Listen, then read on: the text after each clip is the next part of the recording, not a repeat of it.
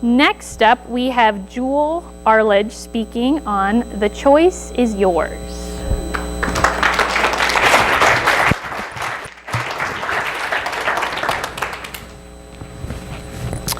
Good morning. I would like to take this opportunity to thank you all for letting me be here with you to speak in front of you. It's truly an honor. ChildrenRights.org in 2016 claimed that 20,000 young people graduated out of the foster care system without permanent families. Research has shown that those who leave care without being linked to forever families have a higher likelihood to experience incarceration, unemployment, and homelessness. I was just one of those 20,000 young people. And today, I hope by sharing a little bit about my story, the steps, situations, and people I encountered, and discussing the adversities we all face, I can inspire you to see that your past doesn't have to determine your future. I'm going to do so by telling you a little bit about my childhood at first. As a young child, my family was torn apart. At only 2 years old, my father was sent to prison. The unfortunate and traumatic event that landed him there cost us absolutely everything, thus forcing my mother, sister, and I to seek shelter on the streets, exposing us to every kind of abuse: mental, physical, sexual, emotional. Eventually, we had temporary stability. However, my mother was then diagnosed with cancer for the 3rd time. She became very ill, and the bills became overwhelming, once again forcing us to seek a new home. Once relocated, we attempted to survive. Sadly, survival for my sister and I not only meant surviving our situation, it meant surviving our mother as well. The horrific state of her physical and mental being were only worsened by the continuous abuse of drugs and alcohol.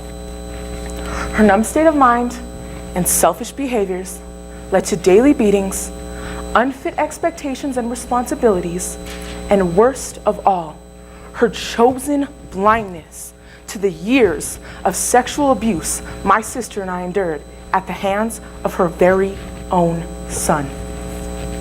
After several events of severe mental instability, my mother subjected my sister and I to a life-threatening situation, brutally beating my sister, almost breaking her nose.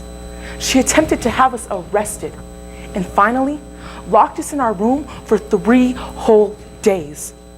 During this time period, she spoke words of slander and belittlement, words I couldn't imagine conveying to my worst enemy. This was one of the many truths that resulted my sister and I being placed in foster care, where we assumed our lives would improve. We were exposed to both the negatives and the positives of the foster care system. Unfortunately for us, our foster parents were in it for all the wrong reasons. At only 17 years old, I was kicked out, nowhere to go. Too old for another set of foster parents and too young for adulthood. According to the Child Welfare Information Gateway, I was one of 427,000 children in foster care. In the eyes of an overwhelmed system, I was abused. I was neglected. I was forgotten. I was a statistic. I was just another foster kid. But according to fosteryouth.com, this was to be expected. But there was one individual that viewed me a little bit differently. My casa, Charlene Campbell. I know some of you are sitting there wondering, house? And no, to my Spanish speakers, it isn't a house. A casa is a court-appointed special advocate designated to severely abused foster youth to offer guidance and advocation. When I found myself in shambles with a million questions and no guidance, she was there. 15 years old, no parents, no support, and she was there. The influence she had was monumental. I recall a time when her and I were sitting around grabbing coffee. We would do this occasionally, even after she was no longer my casa. And I told her I was worried that I wasn't going to truly make the difference that I felt I needed to. She looked at me and said something along the lines of, Jewel, you're living your life for you. You're breaking the cycle you're in. that is enough. Lead by example, but don't overwhelm yourself. And these words resonated deeply with me, breaking the cycle. I wasn't going to be my mother, and I didn't have to be. I could take with me the good, the loyalty, and the lessons. But the most important thing, this wasn't the worst I had faced. My whole life, I was faced with adversity, as I'm sure many of you were. Yet I chose to survive. Rather than letting the odds I face oppress me, they sparked a vicious fire inside me, consuming all my fears, doubts, and insecurities, turning them to ash, pushing me each day, helping me rise each day with purpose. This was a hope I refused to let die. It expanded my crave for success, and boy, did it ignite an explosion of ambition. For so long, I failed to recognize that everybody needs support, regardless of your strength. Everybody needs an occasional reminder, regardless of your confidence. And absolutely everybody needs a friend, regardless of your fear. Charlene was this and so much more to me. Beyond the description of her requirements, she was there. You see individuals like her in situations like that. Due to the help of so many others, I stand in front of you, 19 years young, working 2 jobs and attending college full-time, with aspirations and absolutely unbreakable dedication to become a corporate lawyer. I stand in front of you, an example that your past does not have to dictate your destination, and that your current situation does not have to compromise your compassion. Everyone faces adversity. We all have a story. We all have felt helpless at some point in our lives. We all have statistics that are against us, telling us we are not capable of greatness.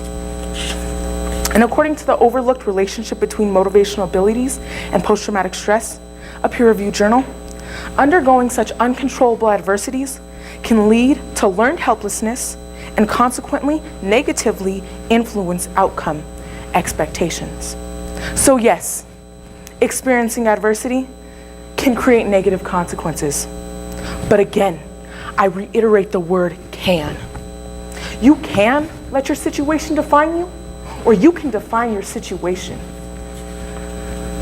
The sad reality of it is, we can't or may never be able to completely abolish the adversities we face, such as child abuse, neglect, nor trauma. However, if we pull together as individuals, as living examples, as a community, we can offer guidance, we can offer a chance, we can offer a way out, and we can offer a choice. So I truly hope that my experience with child abuse, the people I endured, the steps I have taken, and the overall adversity we face, I hope that I have inspired you to see that we may not be able to control our situation, but with the right opportunities, the right attitude, and the right people in our corner, we can control the way we react to it. So let your adversities advocate for others. Let your pain become power. Let your sorrow become success. And let your story make a difference, because at the end of the day, the choice is yours. Thank you.